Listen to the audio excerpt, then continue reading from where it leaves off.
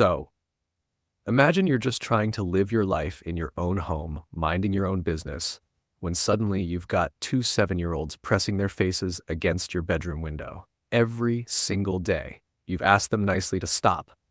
Multiple times, you've talked to their parents, and their response? Kids will be kids. Cool, cool, cool. So what do? Well, one woman grabbed a demon mask, waited by the window, and when those kids came back for another peek, she gave them the scare of their lives. Now the parents are calling her the monster.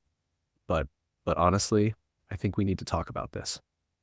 Hey everyone, welcome back to Ida Chronicles. If you're new here, this is where we dive into the wildest, most jaw-dropping stories from Reddit's Am I the A-hole community. And trust me, today's lineup is insane. We've got everything from peeping kids getting what they deserve, to a husband who literally won't let his wife sleep, to a dad trying to do the right thing but maybe, possibly, messing it up, and a coffee request so ridiculous you'll be shaking your head for days. Before we jump in, do me a huge favor, hit that subscribe button and the notification bell. We're on our way to 10K subscribers, and I genuinely want you along for this ride. Seriously, these stories are too good not to share. All right, let's get into it. Story number 1.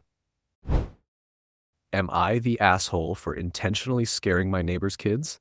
Okay, so our writer here is a 29-year-old woman and her bedroom window faces the front yard. Simple enough, right? During the day, she keeps the blinds half open because, her cats need their daily dose of vitamin D. And honestly, cats sitting in sunshine is peak content. Now here's the thing. From the street and even the front yard, you can't really see clearly into her bedroom. So she does what any normal person does in their own private space, walks around in her underwear or partly dressed when going to the bathroom.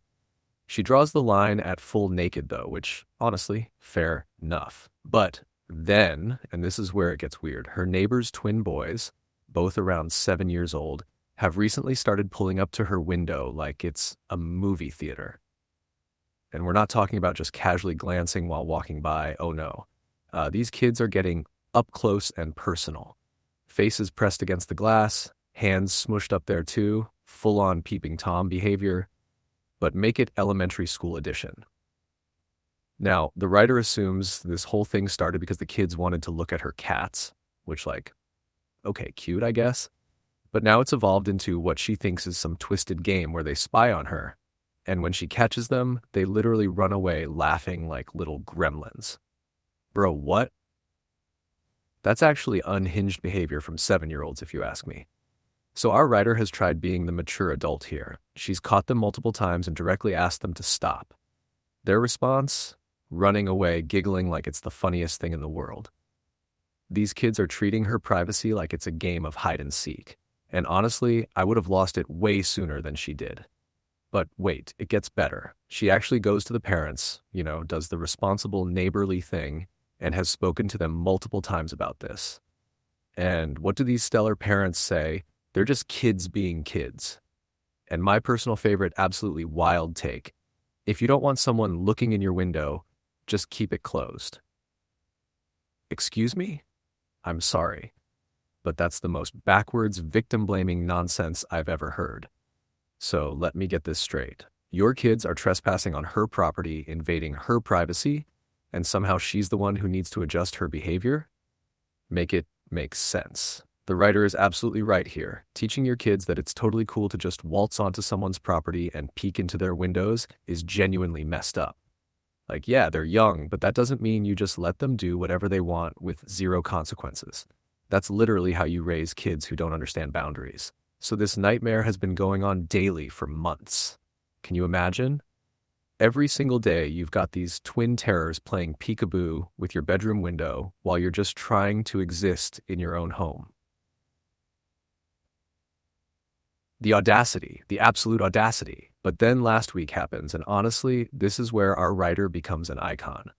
She walks into her bedroom, hears the kids outside playing, and spots this terrifying demon mask that her boyfriend wore to a Halloween party the night before. And you can just see the light bulb moment happen, right? The gears start turning. An idea forms, a beautifully petty, absolutely perfect idea. So this woman, this legend, puts on the demon mask and stands next to her window for 20 minutes. Just standing there, waiting. The patience, the dedication, the commitment to the bit. I'm obsessed. Finally, she hears the footsteps approaching and she waits until both kids have their little noses pressed right up against that window like they've done a million times before. And then, at the perfect moment, she jumps out with the mask right at their eye level and lets out the deepest, loudest roar she possibly could. The mental image alone has me cackling. These kids probably thought they were about to have a nice casual spying session and instead got jump scared harder than any Five Nights at Freddy's game could ever. The writer says in all her years living next to these neighbors, she's never heard them scream as loudly as they did. They ran home screaming and crying, absolutely traumatized. And honestly, chat, is this not the natural consequence of their own actions? They literally brought this upon themselves. Play stupid games, win stupid prizes. But of course, minutes later, the mother is at her door calling her a monster for scaring her children. The irony is not lost on me here. Your kids have been terrorizing this woman for months, but she's the monster? Please. Our writer kept that same energy, though, and told her straight up, I do what I want in my own house, and if your kids don't want to see that, they should stay away from my window. Periodu. The boundary was set, she just enforced it in a more creative way. It's been a week now, and guess what? The kids haven't even stepped foot on her front lawn. Not even close. The writer's not sure if it's because they're genuinely traumatized or if the parents finally grew a spine and told them to knock it off. Either way, she's happy about it, and honestly, so am I.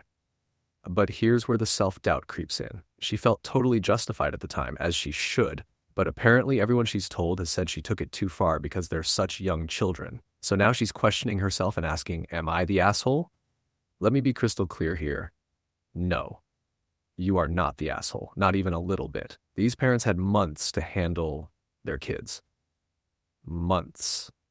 Multiple conversations, multiple chances to parent their children and teach them about boundaries and respecting other people's property and privacy. They chose to do absolutely nothing and essentially told the writer to just deal with it. What was she supposed to do? Just accept that her privacy doesn't matter? Accept that these kids can just violate her personal space whenever they feel like it because kids will be kids? Nah, fam. Did she traumatize those kids? Probably, yeah. Will they need therapy? Maybe. But you know what? They learned a valuable lesson that their parents refused to teach them. Actions have consequences, and you can't just invade people's privacy without something eventually happening. Is scaring children the ideal solution? No, probably not. But when you've exhausted all the reasonable adult options and the parents literally won't parent, sometimes you gotta get creative. Also, can we talk about how she literally just existed in her own home wearing a mask? She didn't go to their house. She didn't chase them down the street. She stood in her bedroom, in her house, and they chose to come look in her window again. They made that choice.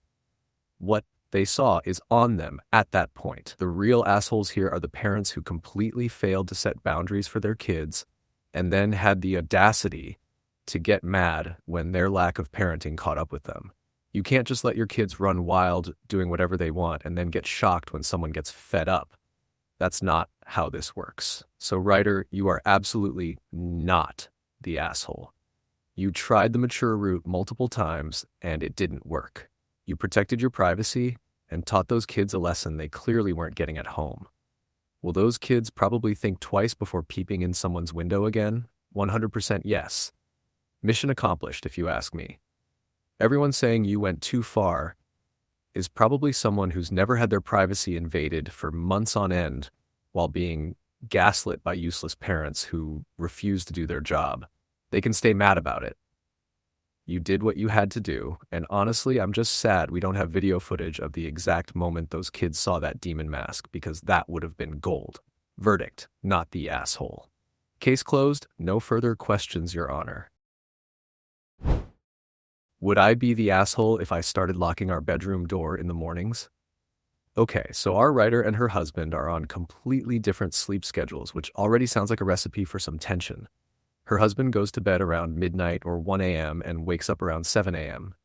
Pretty standard schedule, honestly, like a normal functioning adult in society. Our writer, though? She's not getting to bed until 4 or 5, sometimes even 6 in the morning, and she sleeps until around noon. Now, before anyone starts with the "just fix your sleep schedule" comments, she's already aware it's not ideal. She even puts it in parentheses like, "Yes, I know, please don't come for me about this." She's living with it until she can get it fixed. And honestly, that's valid because sleep schedules can be really hard to change, especially when there's underlying issues going on. But here's where things get absolutely bizarre. Her husband will routinely come into the bedroom and talk to her while she's still trying to sleep. And she makes it very clear it's never anything important. It's definitely nothing time sensitive that couldn't wait until she's actually awake. We're not talking about, hey, the house is on fire, or your mom's on the phone with an emergency. We're talking about random nonsense that could absolutely wait a few hours. He comes back into the room every 20 to 30 minutes. Every 20 to 30 minutes. Sometimes to make some random comment, sometimes to ask a random question. Like, "Sir, what could you possibly have to say or ask that requires interrupting someone's sleep every half hour? What is so urgent that it can't wait until she wakes up naturally?" But wait, it gets weirder. Sometimes he'll walk in and just stand in the doorway, staring at her. I'm sorry, he what? He just stands there and stares at her while she's trying to sleep? That's not normal behavior. That's genuinely creepy. Like, I don't care if you're married, standing in a doorway staring at your sleeping spouse for no reason is unhinged behavior. What is he doing? What is he thinking? Is this some kind of weird intimidation tactic? Is he hoping she'll sense his presence and wake up? The whole thing is giving stalker vibes, and it's literally her own husband. Our writer has told him before that this feels like a passive-aggressive attempt to annoy her into getting up. And honestly, that's exactly what it sounds like, because what else could it be?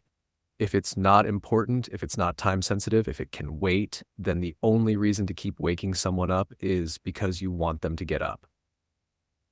Whether he's consciously doing it or not, the effect is the same. He's disrupting her sleep over and over until she gets irritated enough to just stay awake.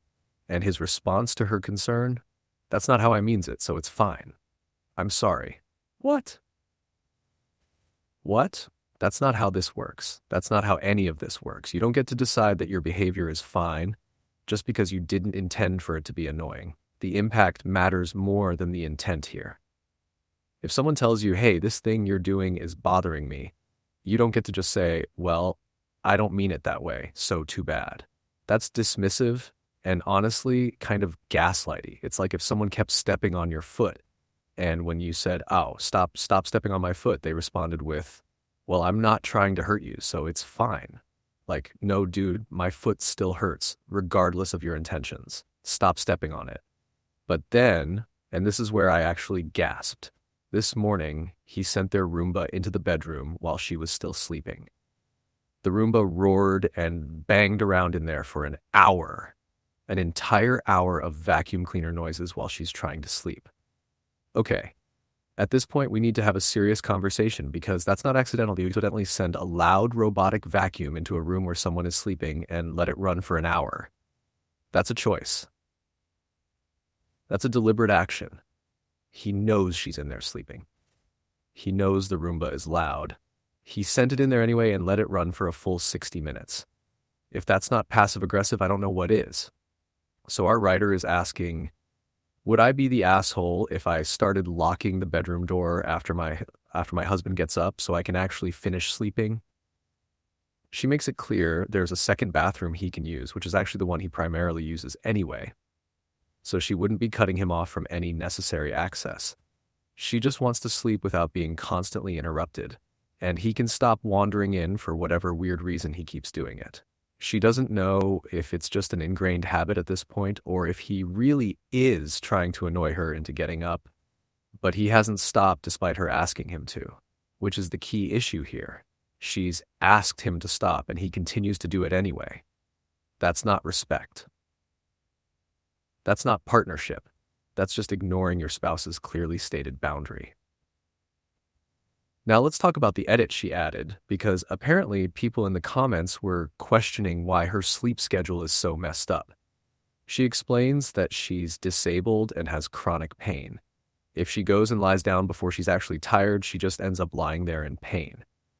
This has resulted in her sleep schedule getting pushed back later and later. Not ideal, but also not something she can just fix with some melatonin and good intentions. This context is so important because it reframes the whole situation.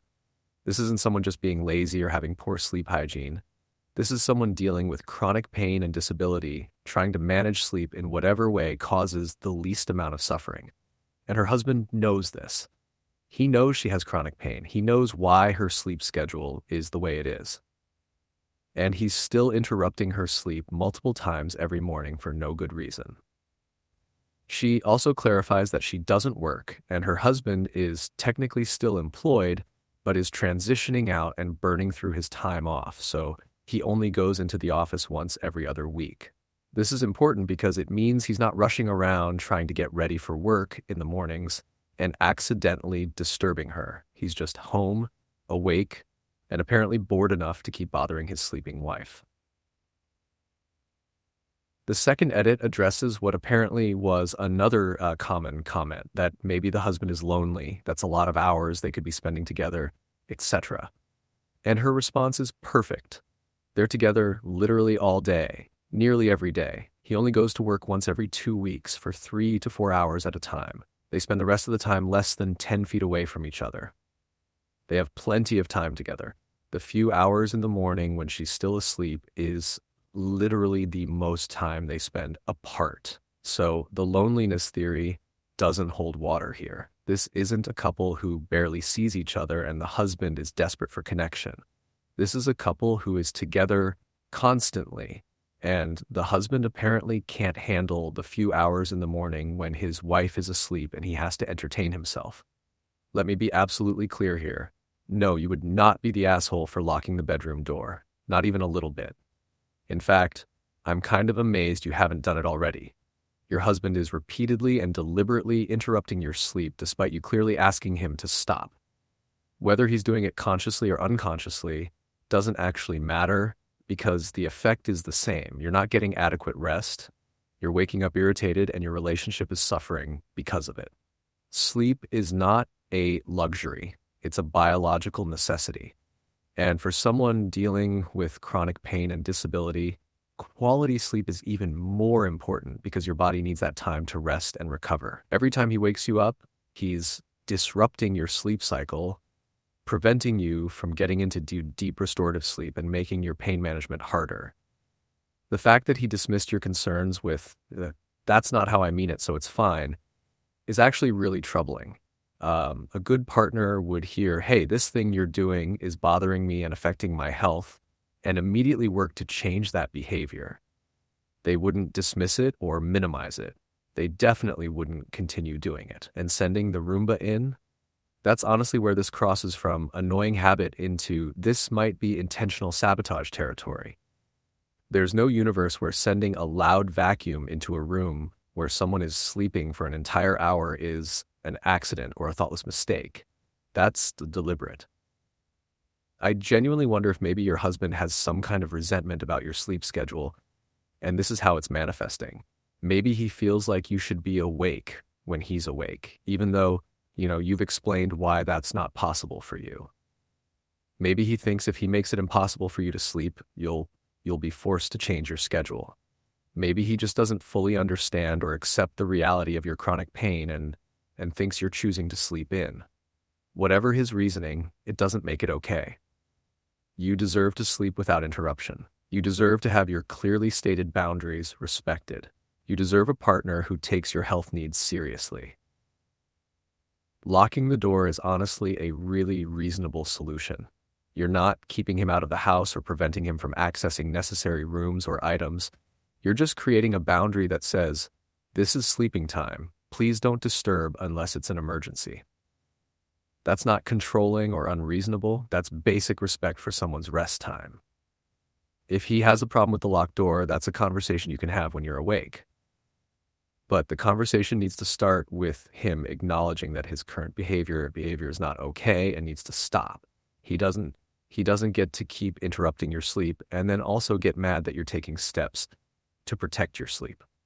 And honestly, the fact that he keeps doing this despite knowing you have chronic pain makes me wonder about his level of empathy here. Like, does he not understand how pain works? Does he not get that inadequate sleep makes pain worse? Does he not care? None of those options are great. There's also something to be said about the pattern of behavior here. Coming in every 20 to 30 minutes, standing in the doorway, staring, sending in the Roomba. This isn't just absent-minded forgetfulness. This is persistent, repeated behavior that continues despite clear communication that it needs to stop. That suggests either he doesn't respect your boundaries or he's actively trying to control your sleep schedule. And neither of those is acceptable in a healthy relationship. Some people in the comments might say, well, you should just fix your sleep schedule so you're awake when he is. But that completely ignores the medical reality you're dealing with. You're not staying up late to party or binge watch shows. You're managing chronic pain in the only way that allows you to actually get some sleep. Anyone suggesting you should just fix it is being ableist and ignorant about chronic pain conditions. The few hours when you're asleep and he's awake are actually healthy separation time. Couples don't need to be together every single waking moment. In fact, having some independent time is good for relationships. He should be able to occupy himself for a few hours in the morning without needing to constantly check on you or engage with you. If he's genuinely struggling with being alone for those few hours despite being together literally all day, otherwise, that's something he needs to work on with a therapist. That's not a healthy level of dependence, and it shouldn't come at the cost of your sleep and health. Lock the door. Protect your sleep. Your health and well-being are more important than his apparent need to make random comments and ask random questions at 8 a.m. If he can't respect a simple boundary of let me sleep when you ask nicely, then you enforce it with a lock. That's not being mean. That's self-preservation. And maybe, just maybe, when he finds the door locked and realizes you're serious about this boundary, he'll actually reflect on why his behavior has pushed you to this point. Maybe he'll finally take your concerns seriously instead of dismissing them. And if he doesn't, if he gets mad or defensive about the locked door, then you have a much bigger relationship problem that probably requires couples counseling to address. Verdict: not the asshole. Lock that door, get your sleep, and don't feel guilty about it for a second. You asked nicely multiple times. He ignored you. Natural consequences are that you take steps to protect yourself. Your husband is absolutely being the asshole here by repeatedly interrupting your sleep despite knowing about your chronic pain and despite you explicitly asking him to stop. The Roomba incident alone would justify the locked door. You deserve rest, you deserve to have your boundaries respected, and you deserve a partner who prioritizes your health over whatever weird compulsion he has to keep waking you up. Lock the door and sleep well. Am I the asshole for telling my son I know he is gay? All right, so we've got our writer here, a 62-year-old dad with 2 kids, a 24-year-old son and a 26-year-old daughter.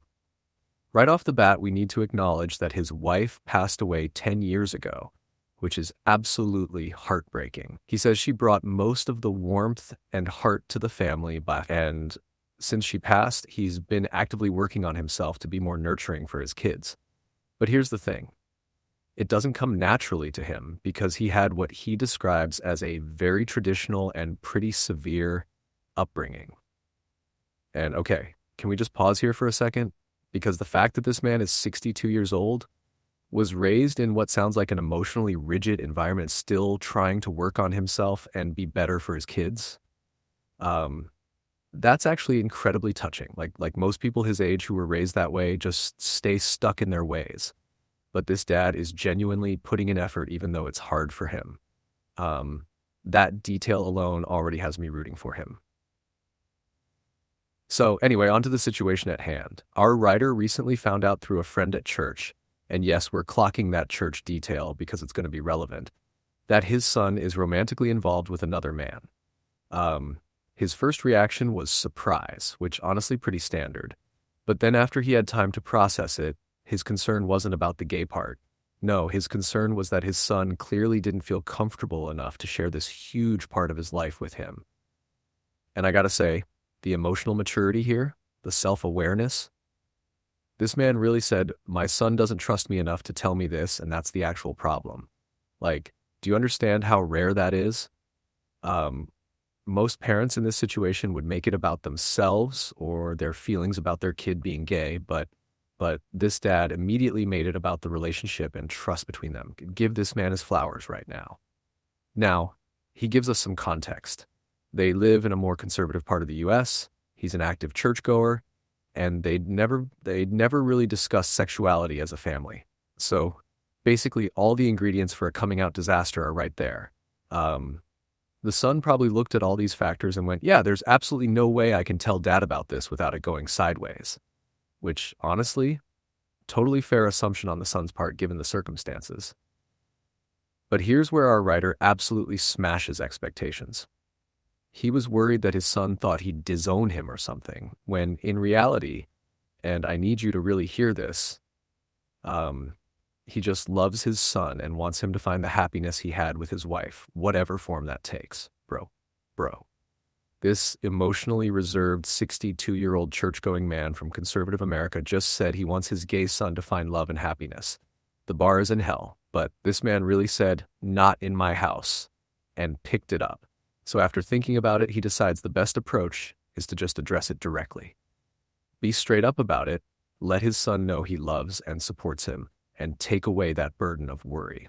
Very dad-like solution, honestly. See problem, fix problem. He invites his son over for a beer, tells him what he knows, and does his absolute best to express that this isn't something his son needs to hide from him.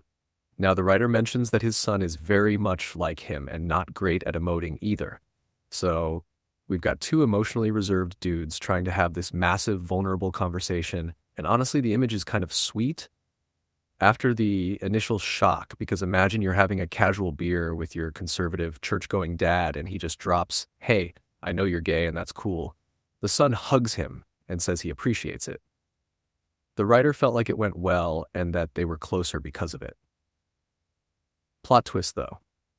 When the daughter finds out what happened, she tells him he made a big mistake. She says he ambushed his son and, here's the kicker, robbed him of the opportunity to come out on his own time, which she says is often really important to gay people. She didn't even hear this from the son. She's just assuming he must be upset about it because apparently it's obvious.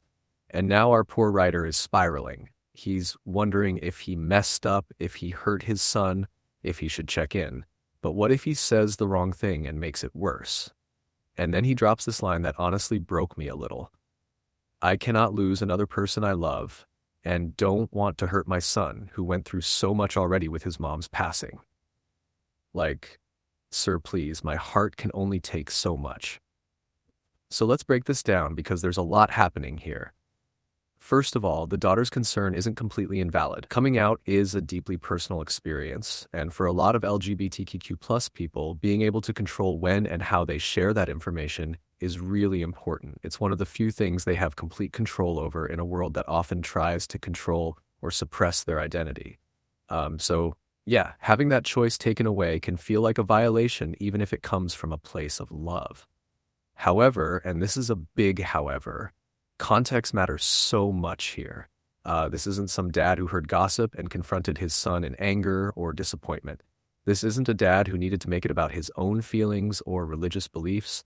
This is a dad who heard the news, processed it, and his only concern was that his son was carrying around fear and shame unnecessarily. His motivation was entirely about relieving his son's burden and making sure he knew he was loved and accepted. Also, can we talk about the actual conversation? The son's reaction wasn't defensive or upset or violated.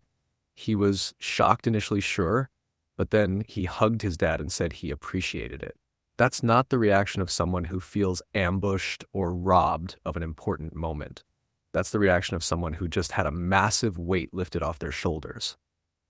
This young man has probably been carrying around anxiety about this for years, maybe even since his mom died. And in one conversation, his dad just said, I know, I love you, you're safe. The daughter means well, but she's also kind of projecting here. She's applying what she probably read online or heard from friends about coming out experiences without actually considering her brother's specific situation and reaction. Not every coming out story follows the same script, and not every LGBTQ plus person needs or wants the big emotional coming out moment. Some people would genuinely prefer to just have it acknowledged and moved past without a huge production about it, especially if they're not naturally emotive people like the son is described to be. Think about it from the son's perspective for a second. He's 24, living in a conservative area. His mom died when he was 14. His dad is a regular churchgoer who wasn't exactly emotionally available growing up. He's probably been stressing about this for years. Maybe he was never planning to tell his dad. Maybe he was waiting for the right time that might never come. Maybe he was just avoiding it indefinitely because the fear was too much. And then his dad just takes that fear away, just removes it entirely, says, "I know and I love you anyway." For someone who struggles with emotion and vulnerability, that might actually be the perfect way to handle it.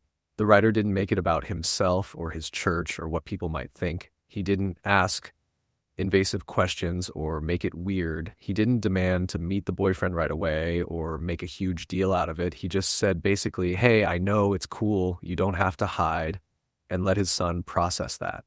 That's actually incredibly respectful and thoughtful, especially for someone who admits nurturing doesn't come naturally to him. And honestly, the fact that he's here asking if he messed up, seeking input specifically from gay people who might understand his son's experience better, being so worried about damaging their relationship, this is not asshole behavior.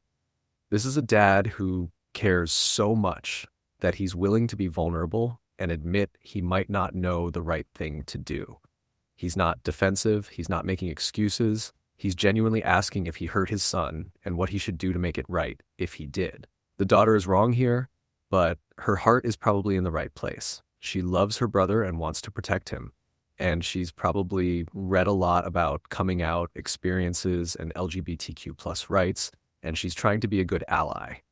But she's inserting herself into a situation between her dad and brother that actually seems to have gone fine, and she's creating doubt and anxiety where there didn't need to be any. Here's what I think our writer should do. And honestly, he's already thinking along these lines, which shows how good his instincts are. Check in with your son. Not in a heavy, we need to talk way, but just casually. Grab another beer, watch a game, do whatever you normally do together. And if it feels right, you can say something like, "Hey, I've been thinking about our conversation, and I hope I didn't overstep. I just wanted you to know you're loved." Give him the space to tell you if he did feel weird about it, but don't project that assumption onto him. But based on everything you've described, your son seems fine. Better than fine, actually. He seems relieved. The hug, the appreciation, those are genuine reactions. If he felt violated or robbed of something, he probably wouldn't have hugged you. He might have shut down or gotten defensive or asked for space, but he didn't do any of that. Look, there's no perfect way to handle these situations, and every family is different. Could you have waited for him to come to you? Sure. But you also could have waited forever. You could have let him carry that fear and anxiety indefinitely while you both just existed in this weird state of unspoken knowledge. Instead, you chose honesty and directness, which, given your family dynamic of emotionally reserved people, was probably the exact right move. You didn't out him to anyone else. You didn't make it about your religion or politics or what the neighbors might think. You didn't cry or make it a huge emotional production. You just said, "I know I love you, you're good." And that's exactly what a lot of people need to hear, especially from their parents.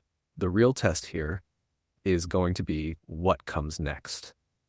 Now that it's out in the open, make sure your son knows that door is open for conversation if he ever wants to talk about it. If he wants to bring his boyfriend around, make him feel welcome. If he wants to talk about his relationship, listen. If he wants to never mention it again and just live his life, respect that too. The coming out conversation was just the beginning. It's the ongoing support and acceptance that matters most. So am I saying you're the asshole? Absolutely not. Not even close. You're a dad who lost his wife, raised 2 kids while working on his own emotional availability, lives in a conservative area, goes to church regularly, and still managed to hear that your son is gay and respond with nothing but love and concern for his well-being. You could have reacted so many different terrible ways that unfortunately a lot of parents in your situation do react. But you didn't. You chose love. You chose your son. Did you maybe skip over a traditional coming out moment? Technically, yes. But you also potentially saved your son from years more of anxiety and fear. You gave him permission to exist fully in your presence. You told him he doesn't have to hide or perform or wait for the perfect moment.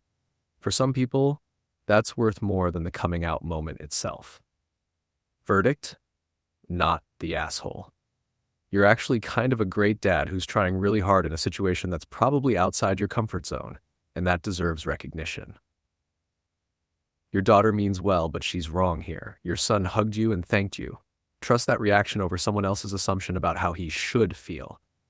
Just keep being supportive, keep communication open, and keep being the dad who chose love over fear. You're doing just fine, sir. God bless you too. Am I the asshole for asking my sister-in-law what she's doing with her degree after she implied my university wasn't prestigious enough? Okay, so our writer, her husband, and their 2-year-old daughter were over at the in-laws' house last night. Also, there were her sister-in-law, the sister-in-law's husband, and their kids. Just a normal family gathering, right? Everything's chill, everyone's hanging out. And then the topic comes up about one of their cousin's kids going to university. You know how family gatherings go. Someone brings up college and suddenly everyone's got opinions. So they start talking about how going to a good university helps with networking, which honestly is pretty true. It's not just about what you learn, it's also about the connections you make. Our writer mentions that she actually got her first business analyst job because her interviewer had also gone to UOFT, University of Toronto, for those who don't know. That's a great example of networking paying off, and it's a totally normal thing to share in a conversation about the benefits of going to certain universities. But then, oh boy, then her sister-in-law decides to open her mouth and absolutely ruin the vibe. She chimes in with U of T Mississauga, right? So not the actual one? I'm sorry, what? Let me just pause here because the shade in that question is absolutely wild. For context, for anyone who doesn't know the U of T system, University of Toronto has 3 campuses: St. George, which is the downtown main campus, Mississauga, UTM, and Scarborough, UTSC. They're all U of T, they all give you a U of T degree, but there's this weird elitist thing where some people act like only St. George counts as the real U of T, which is ridiculous because they're literally all part of the same university system. So the sister-in-law basically just implied that our writer didn't go to the actual university in front of the whole family. The disrespect, the condescension, the completely unnecessary snobbery. And for what? To feel superior? To put the writer down? There was literally no reason to say that except to be mean. The writer's husband, bless him, politely says that it's the same thing. Which it is. It's the same institution, same degree, same credentials. But the sister-in-law just shrugs, like she just casually dismissed both the writer's achievement and her husband's correction with a shrug. The audacity is truly astronomical here. So our writer, probably feeling some type of way about being publicly put down like that, asks where the sister-in-law went to school. And the sister-in-law says she went to U of T and adds St. George campus. Of course she did. Of course she had to specify St. George to really drive home that superiority complex. She basically just said, well, I went to the real U of T unlike you, without explicitly saying those words. And this is where our writer strikes back. She asks the sister-in-law how she's using her degree. Now, here's the thing. The writer knew her sister-in-law is a stay-at-home mom. She admits that in the post. So this question wasn't innocent curiosity. This was a direct hit. The sister-in-law said she chose to be a Sam and kind of stopped talking to the writer for the rest of the visit. And honestly, I need to talk about this because there's a lot happening here. On one hand, that was absolutely a petty comeback. The writer knew the answer before she asked the question. She knew her sister-in-law wasn't working and asked anyway, specifically to point out that all that supposed campus superiority didn't matter since she's not even using the degree. That's a calculated clapback disguised as a question. But on the other hand, the sister-in-law literally started this whole thing. She threw the first punch by implying the writer's education wasn't legitimate. She created this hostile environment by being unnecessarily elitist and condescending. The writer's response was petty, sure, but it was reactive pettiness. There's a difference between starting drama and responding to drama that someone else initiated. The writer's husband thinks she was out of line. She admits she didn't really think it through when she said it. It just came out in the moment. Her husband says the sister-in-law's question was tactless, but not malicious. And this is where I have to disagree with the husband a bit. How was that question not malicious? So not the actual one? Come on. That's not tactless. That's deliberately dismissive. That's not an accidental insult. That's a targeted dig. You don't accidentally question whether someone went to a real university. That's intentional shade. The writer said it was rude and that's what mattered, and the premise was wrong anyway since they're all U of T. But she's been reconsidering whether she went too far. The sister-in-law has been texting the husband about how out of line the writer was, not even addressing the writer directly, going through her brother to complain about his wife. The husband told her it was a misunderstanding between everyone and to let it go, which is probably the diplomatic thing to say, but also kind of minimizes what the sister-in-law started. So the writer's asking, am I the asshole? Before we get to the verdict, we need to talk about the update because plot twist, things actually got resolved and it's kind of beautiful, honestly. Our writer was feeling good about all the NTA, not the asshole votes she was getting. She read through the comments and appreciated the ones saying she wasn't the instigator, so she was in the clear. But then something interesting happened. As she read more comments and saw the way her sister-in-law was being dragged in the responses, it made her feel bad. And I think this is actually really important and shows a lot of emotional maturity.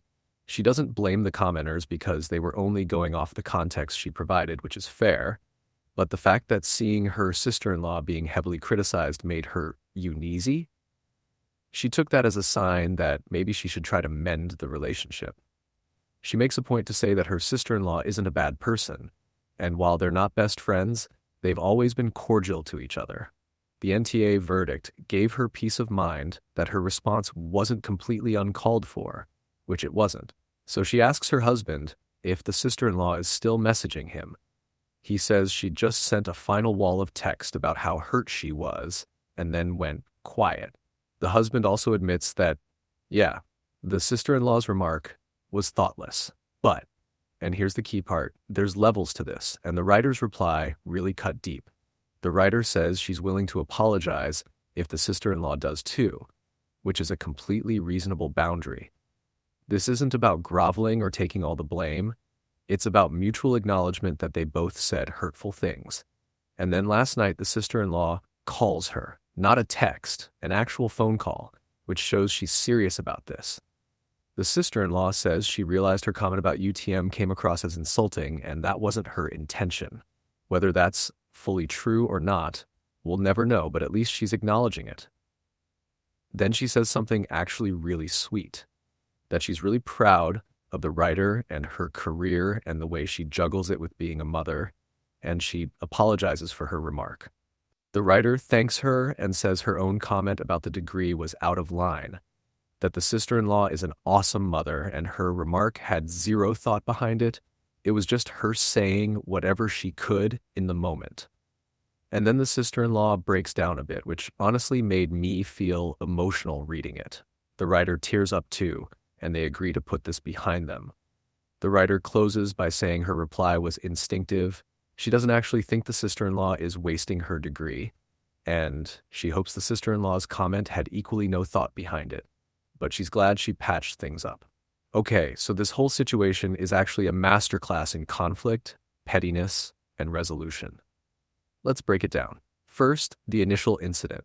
The sister-in-law's comment was absolutely out of line. Whether it was malicious or just thoughtless doesn't really matter because the impact was the same. It was insulting and dismissive. This whole real UOFT versus satellite campus nonsense is such elitist garbage. All the campuses are part of the University of Toronto. They all give you a UFT degree. The idea that one campus is somehow more legitimate than another is just snobbery, masquerading as academic standards. And the thing is, even if the sister-in-law genuinely didn't mean it to be hurtful, she should know better. She went to university, she's an adult. She knows that questioning the legitimacy of someone's education in front of their family is rude. You don't get to say something condescending and then hide behind, "I didn't mean it that way." The words came out of your mouth. You're responsible for them. The writer's response about what the sister-in-law is doing with her degree? Yeah, that was definitely meant to hurt. But here's the thing. When someone publicly insults you, sometimes you respond in kind. It's not the high road, but it's a human response. The sister-in-law made the writer feel small and dismissed. So the writer returned the favor by pointing out something the sister-in-law might be insecure about. Now, is it fair to imply that Assam is wasting her degree? No, not really. Being a stay-at-home parent is a legitimate choice and doesn't negate the value of education. You can use the critical thinking skills, the knowledge, the discipline you learned in university in all aspects of life, not just in a traditional career. But the writer wasn't making a thoughtful argument about the value of education. She was clapping back at someone who insulted her first. The husband's position is interesting because he's trying to keep the peace, and which makes sense. That's his sister and his wife. He doesn't want family drama. But by saying the sister's comment wasn't malicious, he's kind of minimizing what she did. Sometimes people need to be held accountable even when they're family, maybe especially when they're family, because family should know better than to tear each other down. But here's where this story gets really good. The resolution. Both women could have dug in their heels and stayed mad. The sister-in-law could have kept playing victim and refused to acknowledge her part in starting the conflict. The writer could have stayed on her high horse with the NTA votes backing her up and refused to apologize at all. Instead, they both showed up as adults. The sister-in-law called and gave a real apology that acknowledged what she did wrong and actually calmed the writer. The writer apologized for her part without making excuses. They both got emotional, they both let their guards down, and they both chose to move forward instead of staying stuck in the drama.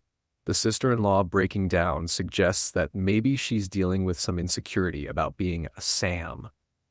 Maybe she does sometimes wonder if she's wasting her degree.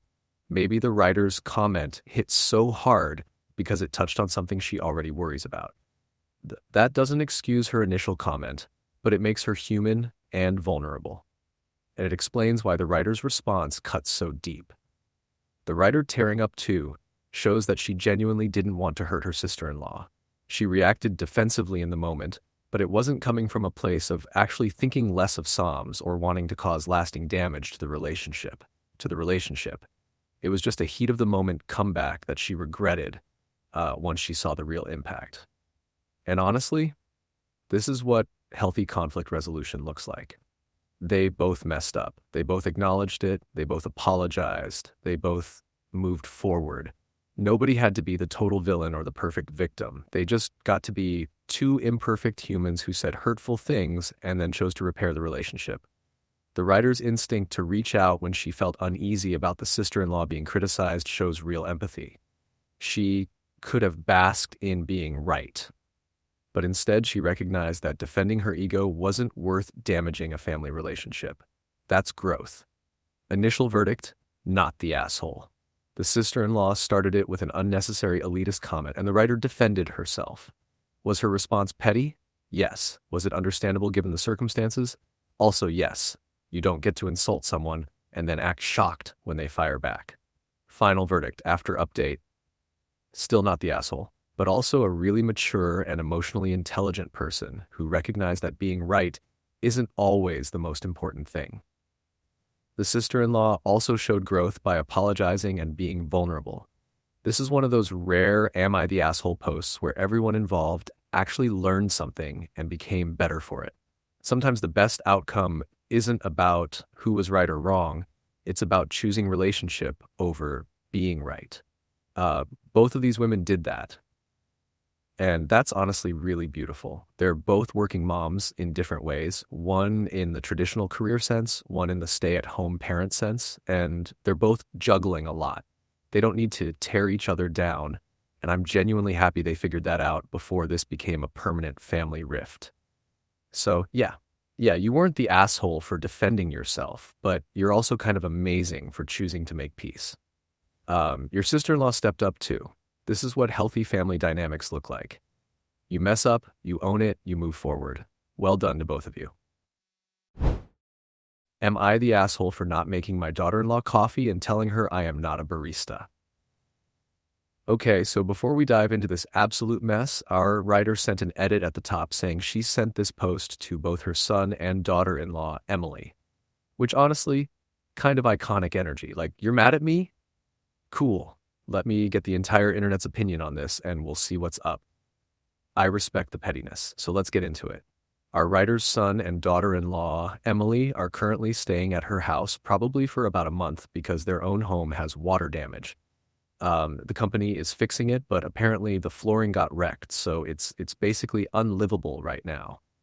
Already, we're setting the stage here. This couple is going through a stressful situation.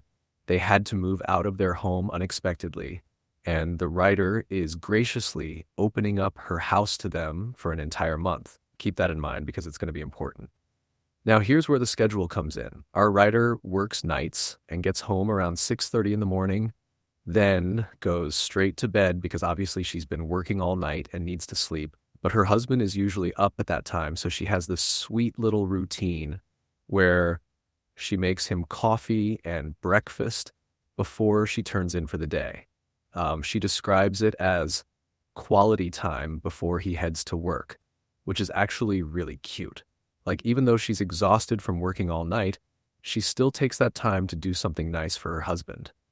So being the thoughtful person she apparently is, she asks her son and Emily if they'd also like coffee or breakfast before they go to work. Just extending that same hospitality, right?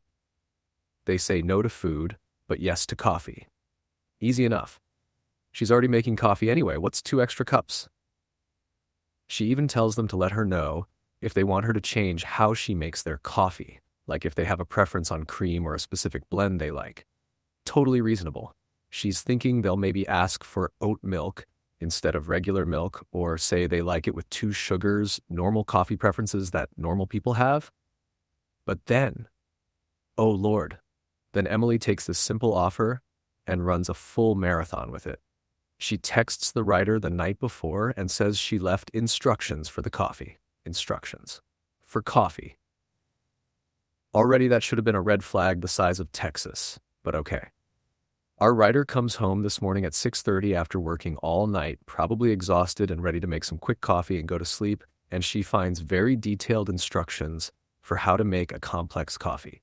And when she says complex, she means it reads like a Starbucks order. Emily wants foamed milk on top, different syrups, a specific coffee bean that needs to be ground fresh, and a completely different brewing method. Mind you, they have a drip coffee machine, a regular, normal drip coffee machine, but Emily apparently needs some fancy brewing method that they don't even have the equipment for. Most of the stuff was apparently already on the counter waiting. Let me just paint this picture for you. This woman has been working all night. She comes home exhausted at 6:30 in the morning. She has maybe 30 minutes to an hour before she needs to sleep because her whole schedule is flipped. And her daughter-in-law, who is a guest in her home, staying there for free because of an emergency situation, has left her instructions to essentially become a professional barista and make some elaborate coffee concoction that requires special equipment, fresh ground beans, milk foaming, flavored syrups, the whole 9 yards. The audacity. The audacity. So our writer very reasonably decides, yeah, I'm not doing all that, and just makes the normal coffee like she does for everyone else, which is completely fair because, hello, she's doing this out of kindness, not because it's her job. This isn't a coffee shop. This is her home, and she's exhausted. Emily was not happy about this. Shocker. They get into an argument before Emily goes to work, and our writer basically tells her straight up, I am not a Starbucks barista, and I am not doing all that, which is the correct response, honestly. But Emily fires back with, you shouldn't have offered in the first place if you wouldn't make the coffee to her liking. I'm sorry, what? Let's break down the absolute entitlement in that statement. The writer offered to make coffee as a nice gesture while Emily is staying in her house rent-free during an emergency. She didn't offer to run a custom coffee service. She didn't say, "What elaborate caffeinated beverage can I prepare for you this morning?" She said, "Hey, would you like coffee?" Normal coffee, the kind you make in a drip coffee maker, the kind that takes 5 minutes and doesn't require a degree from barista school. But Emily took that generous offer and twisted it into, well, if you're not going to make my specific complicated order exactly how I want it, you shouldn't have offered at all. That's like if someone offers you a ride to work and you get mad because they won't also detail their car, install heated seats, and play your specific Spotify playlist. It's taking a kind gesture and turning it into an obligation with unreasonable demands. They left on a sour note, which honestly I'm sure they did, because the writer probably wanted to say a lot more than she actually did. And now, because the situation wasn't messy enough, she's been getting texts from her son about not being hospitable. Not being hospitable. Let that sink in for a second. She's letting them stay in her home for a month. She's making them coffee every morning even though she works nights and is exhausted. She offered to make them breakfast too, which they declined. But because she won't perform like a trained barista and make some complicated Starbucks-level drink, she's not being hospitable. Make it make sense. Our writer says she's having trouble sleeping because of all these texts from her son, which breaks my heart a little. This woman worked all night, tried to do something nice, got attitude from her daughter-in-law, and now her own son is piling on, making her feel bad when she should be resting. And then she asks the question that, honestly, she shouldn't even need to ask. Should I just make the coffee? No. No. Absolutely not. Do not pass go. Do not collect $200. Do not make that ridiculously complicated coffee. Here's the thing. This isn't actually about the coffee. The coffee is just the symptom of a much bigger problem, which is that Emily has completely lost the plot on what it means to be a gracious guest. There's this thing that happens sometimes. People get so comfortable so quickly that they forget their guests and start acting like they're at a hotel with full room service. You know what you do when someone offers to make you coffee while you're staying at their house for free? You say, thank you so much. Whatever you're making is perfect. That's it. That's the entire script. You don't hand them a recipe book and a list of specialty ingredients. You don't demand they change their entire coffee-making process to suit your specific preferences. You certainly don't get mad when they don't want to perform barista-level services at 6:30 in the morning after working all night. If Emily wants her fancy specific coffee that badly, she has several options that don't involve making her exhausted mother-in-law do it. She can make it herself. She can stop at Starbucks on her way to work.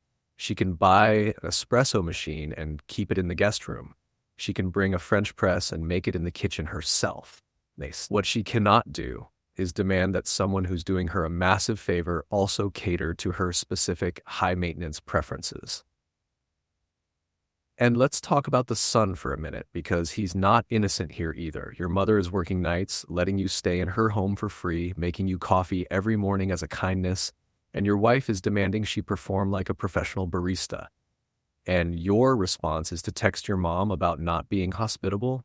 Where's the text to your wife saying, hey babe, maybe we should be grateful and not make complicated demands?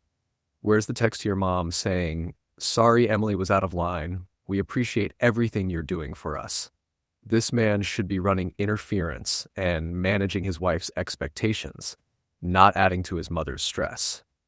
Emily is his wife, and when your spouse is being unreasonable to your family, you need to step in and handle that. Instead, he's ganging up on his own mother, who's literally losing sleep over this situation because she's getting bombarded with texts while trying to rest after working all night. The lack of self-awareness from both of them is actually stunning. They're in someone else's home because they have nowhere else to go, and they're making demands like they're paying customers at a 5-star hotel. Emily essentially handed her mother-in-law homework. Coffee homework. At 6:30 in the morning, after she worked all night, and then got mad when she didn't complete the assignment to her satisfaction. Also, can we talk about how Emily texted instructions the night before? She planned this.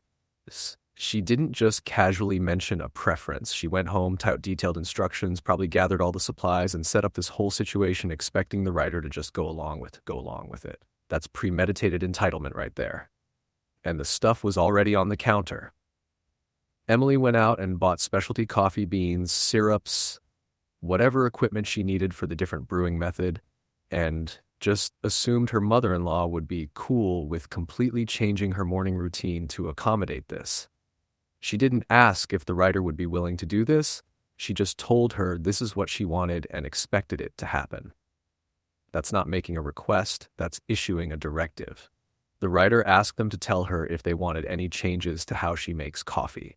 She was thinking simple modifications. Emily interpreted that as, please completely overhaul your coffee-making process and turn into my personal barista. Those are not the same thing. So, here's what should happen. The son needs to pull his wife aside and explain that his mother is doing them a huge favor. She works nights and is exhausted, and demanding elaborate coffee service is completely inappropriate.